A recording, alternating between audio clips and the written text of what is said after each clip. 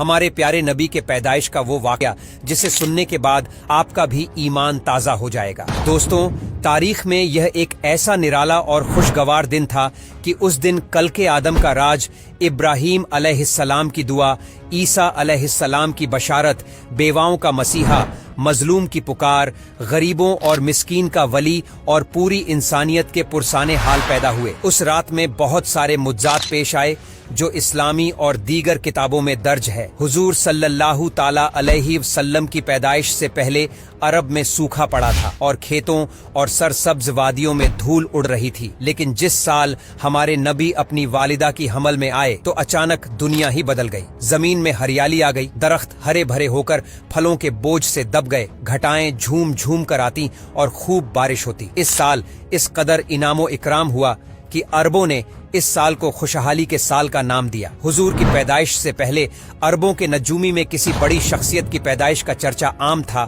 اور اہل کتاب بھی اپنی کتاب میں جس آخری نبی کو پیدائش کے بارے میں پڑھتے آئے تھے، انہیں احساس ہو گیا تھا کہ اس نبی کی آمد کا وقت قریب آ چکا ہے۔ لہٰذا حسان بن صابر جو عرب کے مشہور شاعر تھے، وہ فرماتے ہیں کہ وہ 7 سال کے تھے اور مدینے میں رہتے تھے۔ ایک دن اچانک انہوں نے ایک یہودی کو ایک بلند مقام پر چیختے ہوئے سنا۔ وہ کہہ رہا تھا کہ اے یہودیوں، آج رات احمد کا ستارہ چمک اٹھا ہے جس میں وہ پیدا ہوگا۔ اس طرح کے کئی سارے واقعات عربوں کی کتابوں میں ملتے ہیں، جس سے پتہ چلتا ہے کہ حضور کی پیدائش کے سال ہی لوگوں کو یہ علم ہو گیا تھا کہ اس عظیم ہستی کی آمد بہت قریب ہے جو دنیا کی تاریخ کو بدل کر رکھ دیں گے۔ نبی صلی اللہ علیہ وسلم کی والدہ نے آپ کی پیدائش کے وقت ایک خواب دیکھا کہ ان میں سے ایک نور نکلا جس سے ملک شام کے محلات روشن ہو گئے۔ لہٰذا جب حضور صلی اللہ تعالی علیہ وسلم پیدا ہوئے تو ان کی والدہ سے ایسا نور ظاہر ہوا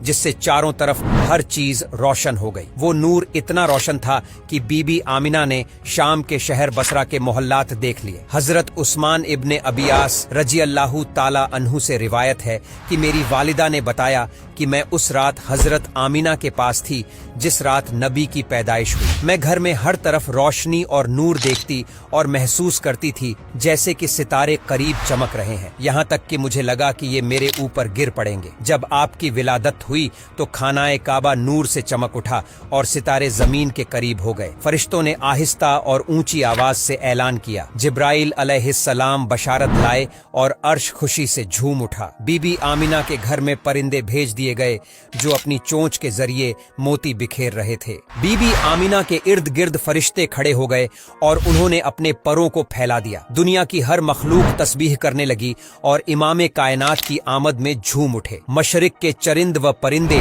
مغرب کے جانوروں کے پاس مبارکباد لے کر گئے۔ یہی عمل باقی جانوروں نے کیا۔ نبی کے والد عبداللہ کی آپ کی پیدائش سے پہلے ہی وفات ہو چکی تھی۔ آپ کے دادا عبد المطلب نے جب اپنے پوتے کی پیدائش کی خبر سنی تو کعبے میں جا کر سجدہ کیا اور اس نعمت پر اللہ کا شکر ادا کیا۔ اس وقت آپ نے یہ منظر دیکھا کہ کعبے میں رکھے سارے بڑے بڑے بت منہ کے بل گر گئے۔ یہ واقعہ دوسری مذہبی کتابوں اور تاریخی کتابوں میں بھی موجود ہے کہ اس رات دنیا کے تمام بت گر گئے تھے۔ حضور کے ولادت کی رات عزرا کے محل میں طوفان آ گیا اور اس کے 14 گنگرے گر پڑے۔ بحر تبریہ کا پانی خشک ہو گیا اور فارس کے آتش خدا یعنی اگنی کنڈ کی آگ بجھ گئی جو پچھلے 1 سال سے جل رہی تھی اور اسے ایک لمحے کے لیے بھی بجھنے نہیں دیا گیا تھا۔ لوگ اس آگ کی پوجا کیا کرتے تھے۔ کھجرا اور کیسر کے شاہی محل میں طوفان کا آنا اس بات کی طرف اشارہ تھا کہ دنیاوی جاہو جلال کے جھوٹے محل اب زمین دوز ہونے والے ہیں